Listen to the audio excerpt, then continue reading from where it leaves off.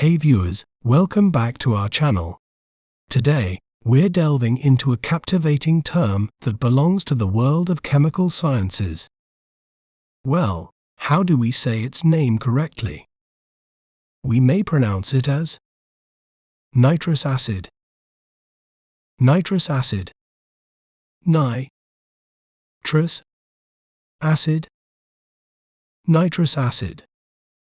Nitrous acid is unstable and weak, and it can be harmful in high concentrations.